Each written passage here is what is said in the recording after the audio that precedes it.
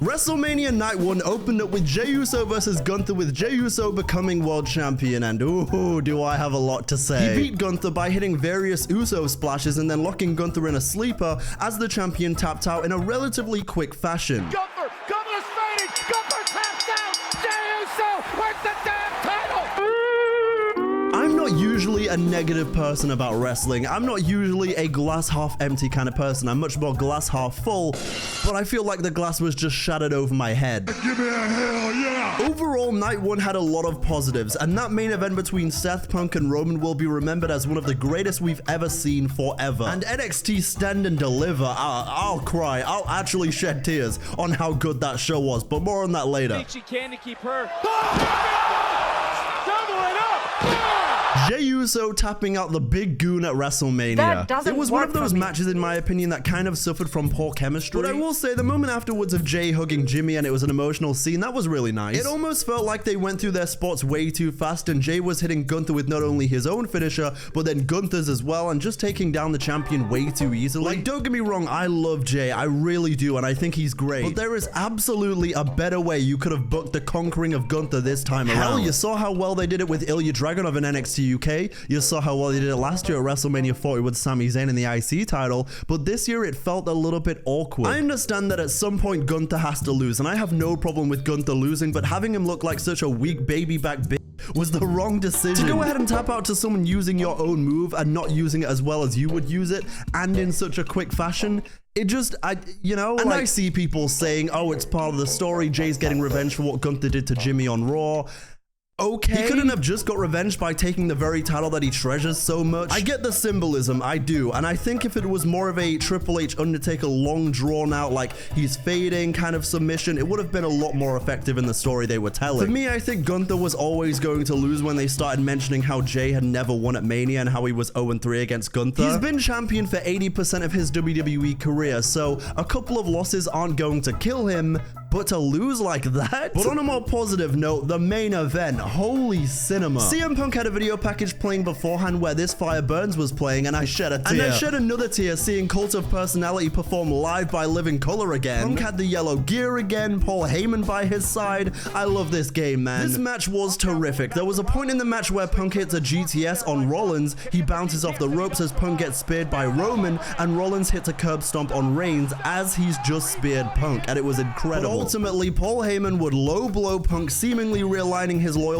with Roman Reigns, and then he would low blow Roman Reigns and align himself with Seth Rollins. Wow. And as I went ahead and tweeted last night, there is always a plan P. It was truly an insane moment which saw Seth Rollins picking up the win. A stop by Seth Rollins and that funny sucking leech. Now, as far as the rest of the card goes, it was weird. The ordering of the show to me felt really poorly designed. And also, having the War Raiders against the New Day on this card instead of having that triple threat TLC match that is happening on SmackDown is and always will be a bad decision. This card could have really used a TLC or some kind of stipulation shenanigans. A doomsday club. They have broken the legs of Kofi. But ultimately, the New Day would become tag team champions again as they scurried up the ramp, which I thought was hilarious. Thanks for that one, fellas. I will be using that with the Powerpuff Girls theme song. And also, you guys know that I'm a theme song guy by now, and I've got to go ahead and say, the New Day's new theme, New Day rocks.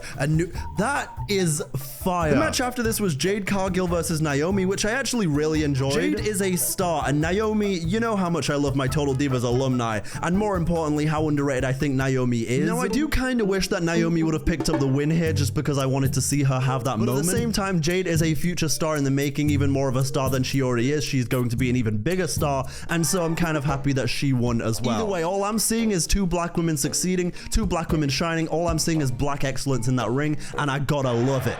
Jaded, what a WrestleMania performance! LA Knight versus Jacob Fatu was a very strong match on this card, even seeing a moonsault counted into the BFT. Top rope moonsault! Caught him with a BFT! Eventually, Jacob Fatu becoming United States champion. Ooh, mama. There goes that man, Jacob Fatu. You know, I don't entirely know who's gonna stop Jacob Fatu. Maybe someone will go ahead and put him in a sleeper hold and he'll tap out instantly. But jokes aside, I'm excited to see the reign of Jacob Fatu. The fact he was on the Indies a year ago and now he's at Mania, Fatu. Also, would I go ahead and say it's time for LA Knight to make that jump to the world title scene? Yeah! El Grande Americano versus Rey Fenix was next, and oh, how I adore these two. And for some context, in case you're wondering, where did Rey Mysterio go? He got injured the night before on SmackDown, so they had to get Rey Fenix in as a substitution. But to be fair to Rey Mysterio, he's had surgery 5 times. Wait for it. In his left knee. Oh my gosh. So it happened. The match was great, even seeing Americano hit a 540 moonsault at one point. Now top rope, here comes, oh! What was that? Eventually, El Grande would pick up the win because he had the metal sheet in his mask again. But I gotta go ahead and say this one was for all the SVR 2011. It's a damn shame that Chad Gable couldn't get that WrestleMania spot though. Like, he really deserved that opportunity. But seeing Phoenix enter at WrestleMania was awesome, and I'm so glad he got that moment. And of course, tonight, WrestleMania Night 2, Penta is going to get his spot as well. Cero Miedo. I love the Lucha Bros. Following those shenanigans, though, was Tiffany Stratton versus Charlotte Flair for the Women's Championship, and it was really good, eventually seeing Tiffany retain the title. I know in my last video, I slandered Charlotte Flair for being repetitive and milking the same character, but... well, she's still being repetitive and milking the same character, but for putting over Tiffany Stratton, I say thank you, my queen. These two had a really solid chemistry in my opinion, and Tiffany is such a star. Like, her Barbie doll entrance was magnificent. And speaking of magnificent, Stand and Deliver was brilliant. That Sol Ruca ladder spot, the entire final sequence of that match will forever live rent-free in my brain. Wait, have you guys ever seen someone get to the top of the ladder in this way? Never. I think she can to keep her. Double it up. Double soul snatcher. As a lot of you will know, NXT is my favorite brand of all time. It's something that I adore. And so if you want to see me start to make videos on the NXT PLEs, you know, like the takeover type shows and also the weekly shows as well, then let me know. The stars that Trick Williams, Obafemi, and Javon Evans are, my goodness. Not to mention everybody in the women's ladder match. Thea Hale's doing great things. I really like where they're going with Izzy Dame as well. She's got a star potential about her. Lola Vice, speaks for herself. And while I wasn't particularly wild about Hank and Tank before Stand and Deliver, I really enjoyed that tag match. It was great. And Ricky Starks against Ethan Page. I mean, I don't even know what to say that will go ahead and truly describe my love for both of those men, especially Ricky Starks. Now that they've got the music down and it's truly Ricky Starks and everything, the entrance is Ricky, the sky is the limit. I don't even do everything and anything with that man. And Stephanie Vaquer in that same ilk too. That women's fatal 4-way was absolutely sensational,